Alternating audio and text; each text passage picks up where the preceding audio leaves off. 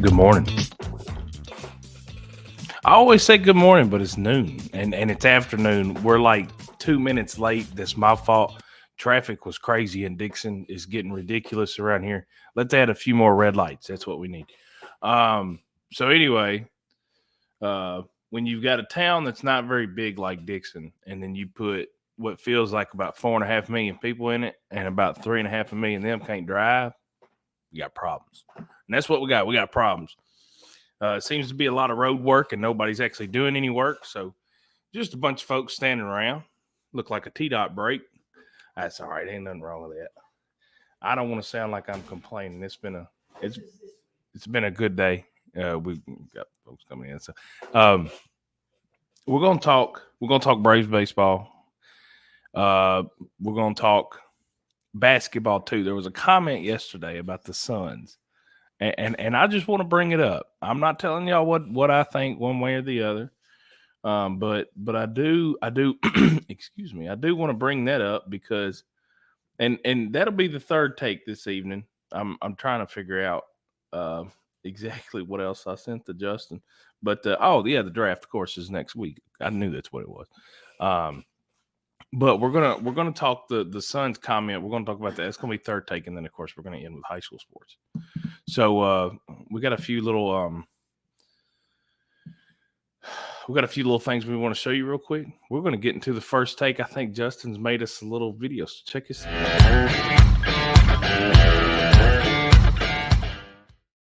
I liked it. It wasn't too long.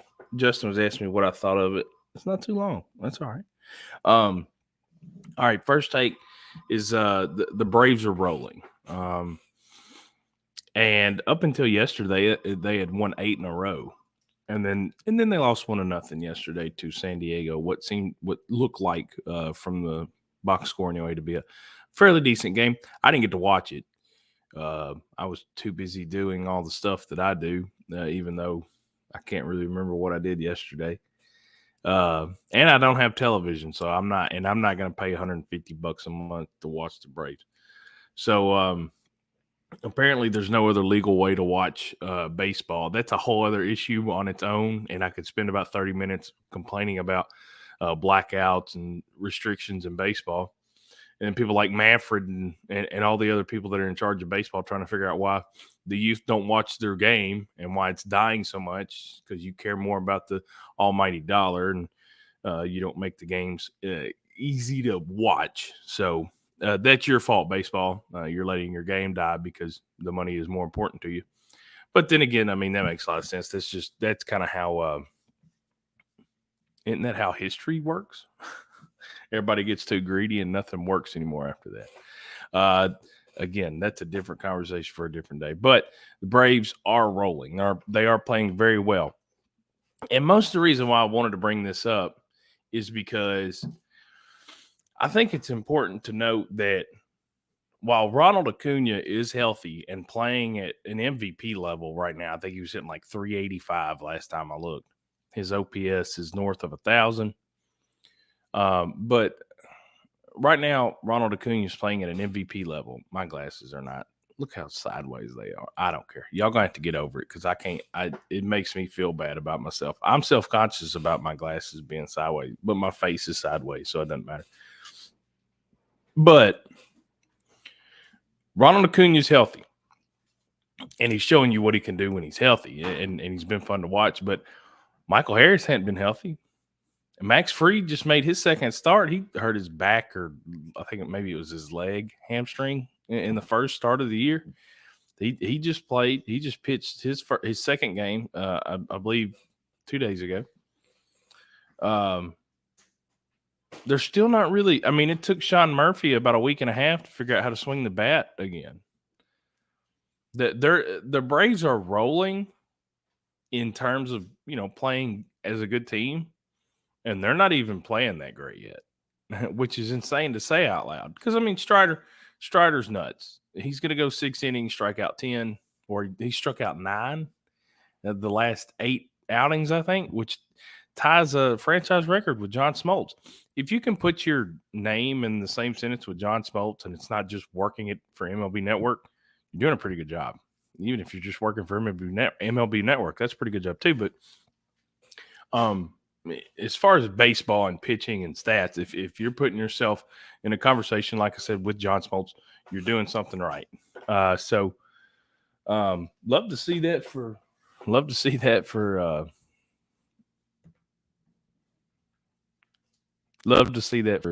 Spencer. I think he's pitching really well. I was trying to think, there was somebody else that was injured. Hadn't been playing. Oh, some of you may have forgotten his name. His name is Mike Soroka. And if you know who Mike Soroka is, then you know that they call him Maple Maddox because he's Canadian and he's a lot like Greg Maddux. He throws a little bit harder. It's hard to be a lot like Greg Maddux. He's a very Greg Maddux is weird, and he's also one of the best pitchers that ever lived. So it's hard to be like Greg Maddux, but he's pretty close. He has really great command and control of his pitches. Soroka, he can strike you out while also, throwing sinkers at your knees and watching you roll over up the middle. But the issue with Soroka, of course, injuries. He's missed the last 2.5 years because of Achilles injuries. And then I think last year he had a little shoulder thing that they shut him down for at the end, maybe. I can't remember. Maybe I'm making that up. But Mike is slowly starting to get back to hopefully where he was. And he made his start for Gwinnett. I want to say it was Gwinnett the other day. I think he went 4 innings, struck out like 6 or something. They said his command came and went, but he was nasty. And I got to see a few videos. He struck out somebody with that Soroka curveball. He's one of my favorites that the Braves ever went out and drafted. But the Braves had him and Colby Allard both coming up about the same time, and then traded for Max Fried. And I remember it was supposed to be, Colby Allard was going to be the next Tom Glavine, and Mike Soroka was going to be the next Greg Maddux. And then Max Fried was just a guy that we got a deal from San Diego. And now Max Fried has turned into one of the best pitchers in baseball. Soroka can't stay healthy. Who's heard of Colby Allard? I mean, who's heard of him in a while? So Braves traded him to Texas. I think they just got him back. So who knows? That's I say all that to say this. The Braves ain't healthy. They're destroying people right now, and they're not healthy. As soon as they get healthy, you're looking at one of the best put-together rosters in all of baseball. Alex Anthopoulos has done a well of a job with this roster, with this team.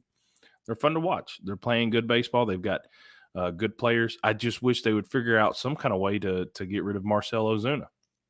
Marcell Ozuna is giving you the same offensive output that I am right now. I mean, I went 0 for 0 last night. Marcell Ozuna went 0 for 4 in his last 10 ball games.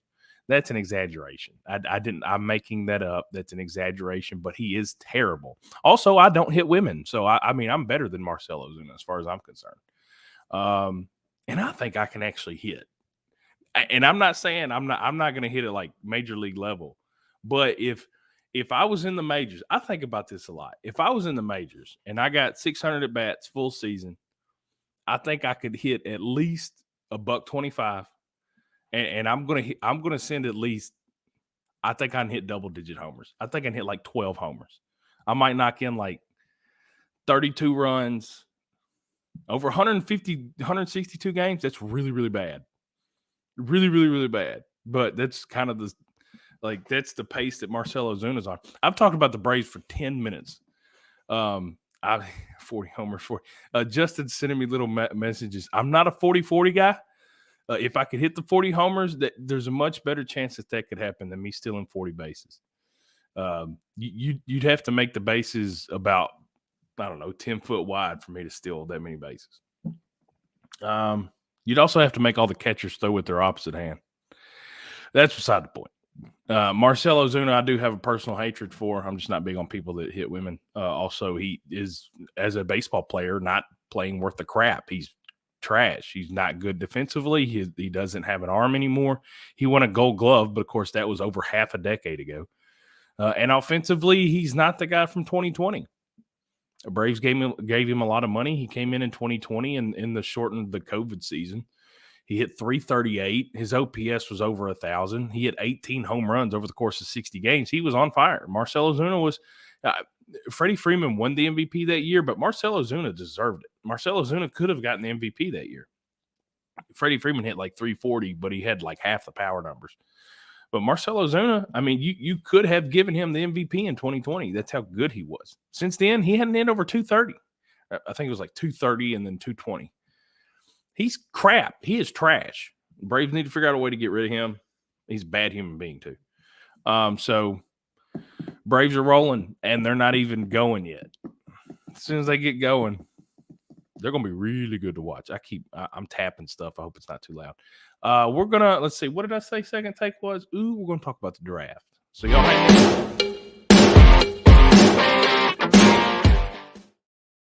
Here we go. I like that. The draft is only 1 week away. Now, I keep hearing this stuff about Trey Lance. I'm just going to go ahead and get Trey Lance out of the way. I meant to turn that off. I hate my phone. I hate phones. I'm going to rant for a minute. I would love to live in a pre-internet society. I got just a few years of it. Smartphones were not a big deal until I was in college. But I hate smartphones. I hate the internet. I hate the fact that this thing just goes off all day long. It just ding, ding, ding. I've got anywhere north of 5,000 emails that I haven't looked at. That's not an exaggeration because I include my personal emails that I don't ever check. But I hate that stupid thing. I just as soon never have a phone. But that's beside the point. Let's get back on it. What were we talking? Oh, draft. The draft is 1 week away, and there's a lot of information about. I gotta make sure ain't nothing in my nose. I don't want y'all making fun of me. I keep hearing stuff about Trey Lance, and I ran into a Niners fan the other day. I was at Applebee's. I went to go see my buddy Deontay up there. I'm sitting there, and also my mom came up and saw me for a few weeks, and she was going back to Alabama. So I hung out with her and my cousin at Applebee's and hung out with my buddy Deontay. He's the bartender up there. And there was another guy that he goes in there a bunch. I have no clue what his name is. But he's a big San Francisco fan, and he comes in there and he hates Trey Lance. And just because I like to poke and prod at people, I said, Trey Lance is the best quarterback on your roster just because I want it. I don't even know if I necessarily believe that. I just wanted to say it, see what his reaction would be. I'm an agent of chaos. I do and say things simply for content. I don't even know if I believe it. I don't even know what I believe, but that doesn't really matter. Like I said, I was just trying to annoy him. And I think I did that because he was like, if you think he's so great, then why don't you trade for him? I was like, I would. I mean, I'd give you a 7th round pick and a bag of peanuts for him, but that doesn't mean y'all will take him, you know. Here's my thing on Lance. I understand he may not be all he was cracked up to be. Neither is Malik Willis, apparently. And plus, you could trade for just about anybody. There's no weapons. There's no coaches. There's no offensive line here. It doesn't really matter who the quarterback is. But I'm down to trade Willis and like a 3rd or 4th round pick for Lance.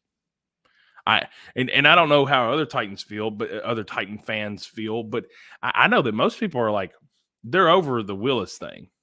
The Willis experiment I thought it was perfect. You drafted a guy in the 3rd round. I forgot that the Titans refused to go out and get anybody with two or three brain cells. So we're going to run the same offense at 3 yards in a cloud of dust. I get it. You have Derrick Henry, but regardless, nobody really tried to help Malik Willis. And so I don't really have a lot of faith for bringing anybody in, but I think Trey Lance is a great quarterback, or could be a great quarterback. I think he could be really good. He's got all the physical traits. Obviously needs some help up front in the offensive line, some weapons, good coaches, just like any other quarterback would need. But I'm here to tell you right now, I'm okay with trading for Trey Lance. Now, here's where I'm a little bit different with everybody else. You're going to have the talking heads on ESPN. They're going to tell you San Francisco is looking for 2 first-round picks or 2 second-round picks. Trey Lance is not worth 2 second-round picks. He's got a game and a half more of NFL experience than I do. So that tells me that Trey Lance, like I said, I'd trade Willis and maybe a 4th or 5th. I mean, honest to God, maybe a 4th-round pick in Malik Willis for Trey Lance. And if San Francisco doesn't like it, then fine. Y'all can keep your first-round quarterback that's costing you a lot of money while Brock Purdy goes out there. By the way, I don't think Brock Purdy is going to win them a Super Bowl. Brock Purdy is going to be a cheaper version of Jimmy Garoppolo. You're going to get to a certain point, you're going to see that he's not physically good enough to get you over that hump. And then you're going to wonder, as a San Francisco fan, why you traded the guy that was physically good enough to get you over that hump. Not my problem, not my concern. But let's get back to the draft real quick. Still new. I haven't heard much news about the Titans moving up to get Stroud. There's a million other things that people are telling you could happen. As PSA to everybody that has internet access for the rest of human history, stop believing everything you read on the internet. I had somebody ask me today if there was any truth to the Titans trying to trade with Carolina to get up to number 1. I was like, first of all, if there was truth, you wouldn't know about it. Second of all, you people are watching these folks that make a free TikTok for 15 seconds. They get their 15 seconds of fame, and God knows what they're saying on there. No, the Titans are probably not going to get the first-round pick. And it's okay to read and look into this stuff and think about weird scenarios, but don't walk around acting like this is the God's honest truth. That's not going to happen. Quit it. You make yourself sound like an idiot. I don't know what's going to happen. Neither does anybody else. So stop trying to throw stuff in my face about the Titans and what they're doing. That's actually just a message to one of my buddies. He keeps sending me stupid stuff saying the Titans are going to do this or do that, and he's always wrong. I hope he's watching, William. All right, now I'm excited. Draft is 1 week away. I guess I don't really have. We need to go ahead and get to the next few takes. I don't know. I'm kind of out on the draft stuff. I mean, everything's kind of more or less all ready to go, right? It's next Thursday. Draft is next Thursday. Of course, this Thursday we've got Dixon and Creekwood softball later tonight, which is where I'll be. But next Thursday, draft night. So in case you've got some sort of sporting event next Thursday, I'm going to go ahead and tell you, I ain't going to be there. But I can't think of any other like real draft news. And I'm tired of talking about Will Levis. I think everybody knows how I feel about Will Levis. Do we not all feel the same about Will Levis? Like, other than like a handful of really important people. Like, there may be a few people that are like, I think he's, don't get me wrong, physical talent-wise, he's built like a quarterback. He's given all of the God-given talent that one would want to be a quarterback. The problem is, I don't think he's got a brain to work a cash register, much less an NFL offense. And I think that way too many people are putting, maybe not their, they may not be putting their faith in Will Levis, but way too many people are putting their faith in people like Mel Kiper Jr. Mel Kiper Jr., by the way, is a guy that gets paid by ESPN and God knows who else to sit up here and tell you what's going to happen on draft night and who's going to be good and who's going to be bad. He is terrible at his job. McShay's a hair better. Neither one of them have a crystal ball. Neither one of them know what's going to happen. I feel like I have just as good a chance to tell you what's going to happen with most of these players. A lot of these guys are going to tell you that Will Levis has got all of these tools. That's great. He's stupid. He's not an intelligent person. He makes bad decisions as a quarterback. Kiper loves Will's muscles. Justin just said that. That's actually funny. Hey, maybe that's what it is. Maybe Mel Kiper, maybe he just really, really likes Will Levis, and that's okay. Nothing wrong with that. I don't like Will Levis. I don't think he's a good quarterback. He'd probably make a better UFC cage fighter. Than a quarterback. Honest to God. I mean, really. I got to get over that. I'm not going to talk about Will Levis anymore. We're going to go to the third take. We're going to go to the third take.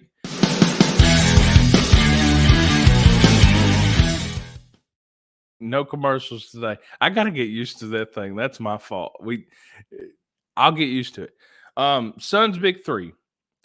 And here, I'm going to give y'all a comment. I don't know who said it. It's another one of those people that just gets paid to talk on ESPN, which I know that's all I'm doing, but I don't get paid nearly as much. And I think I got more sense than most of them. I got to stop. I'm being facetious. But somebody made a comment. They're talking about the Suns' Big Three of Kevin Durant,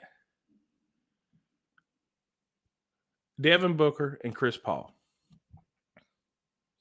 And somebody said that they thought that Big Three was better than the Big Three of LeBron James, Dwayne Wade, and Chris Bosh.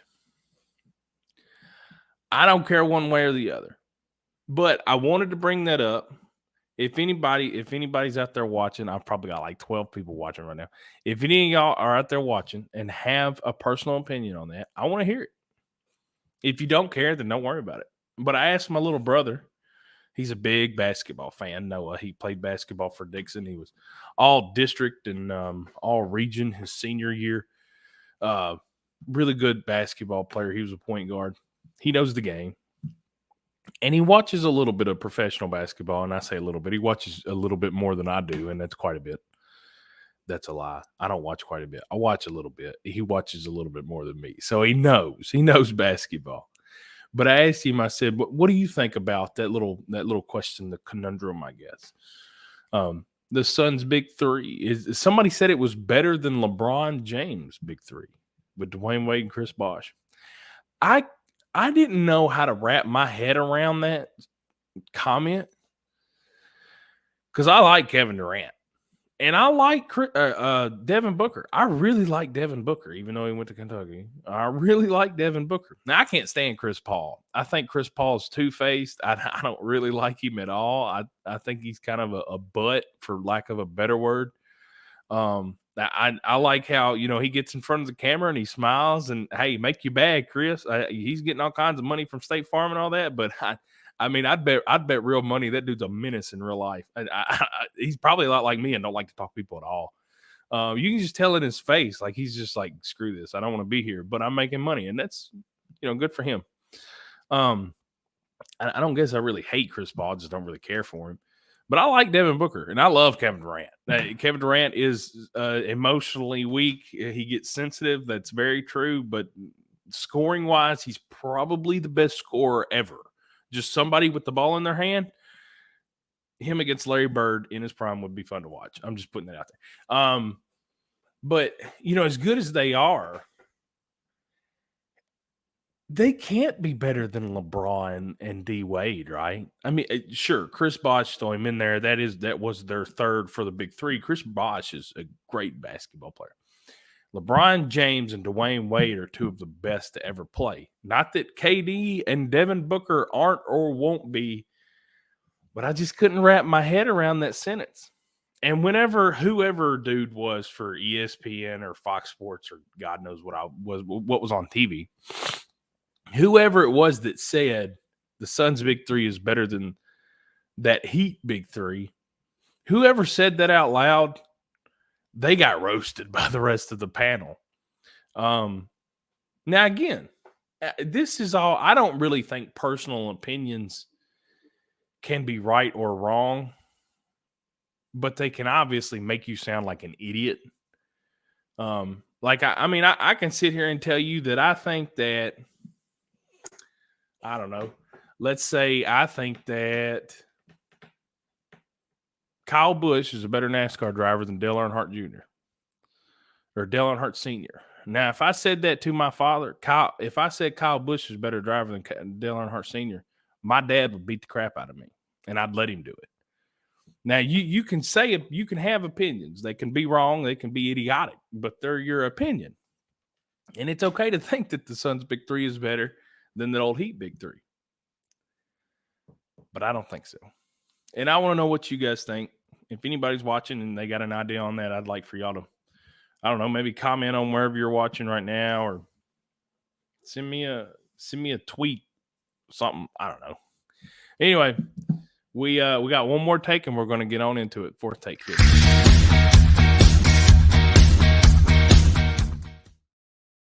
All right. High school sports. I already gave you a little bit of info on that tonight. We're going to Creekwood and Dixon softball game. That's going to be a lot of fun. Coach Newberry, Coach Jackson, two really good softball coaches, two really good programs, storied programs. I haven't been able to see a lot of softball from either one of them this year, so I'm actually excited. And of course, I've told y'all before, but Coach Jackson over at Creekwood, both of her daughters have bowled for the Creekwood bowling team, so I know Coach Jackson pretty well. It's going to be exciting to go see her and see the rest of that team play. They are very good, both Dixon and Creekwood. Like I said, they've got. They may not be. I don't think Dixon's played as well as they would have liked so far this year.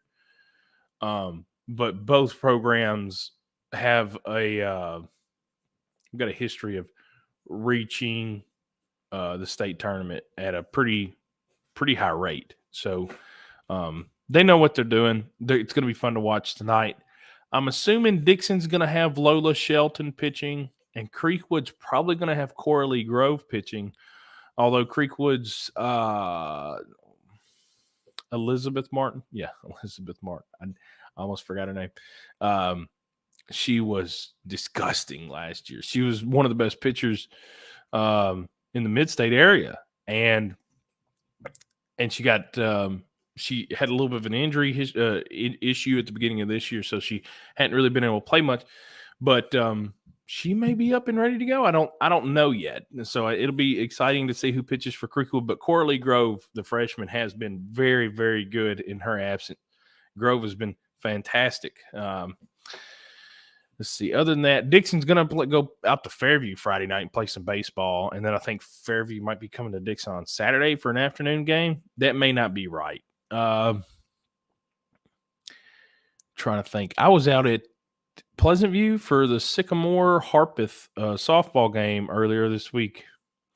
And Harpeth looks like they're struggling. Harpeth really does look like they're struggling with softball. And not just physically. I mean, physical struggles are one thing, but they look like they may be mentally struggling. Some of the kids look a little bit clocked out. So hopefully they can get that turned around. Sycamore is the exact opposite. Sycamore was those girls were up and jumping around, having a good time. And Reagan Hunter made a diving play out in center field, almost hurt her back the other day. They played really well, and I think that was their first district win. So hey, if they start to turn it on, maybe who knows what could happen in the playoffs. Cheatham's still really strong. Caitlin Cisco, as long as she's on the or in the circle, she gives them a chance to win just about every game. As far as baseball, there is another game tonight, and I wanted to go to it, but the softball game kind of threw me off. Cheatham and Harpeth, I want to say, have a soccer game tonight, and I hate the fact I'm going to miss it. That would have been a good game. Coach Martin and Coach Jenkins out there. I know that would have been fun to watch. We're getting close on 30 minutes, so I got to wrap this up. I'm trying to think. Is there anything else? All County boys basketball team coming up for the Dixon Post. I've got an article about a young man named Sam Mazzo, who is one of the best racers around. That's going to be coming up. Hopefully that's in next week's paper. I don't know for sure. And we've got some unified team stuff for Cheatham. So y'all make sure and check out the paper next week. Thanks for hanging out with me. Y'all have a wonderful evening.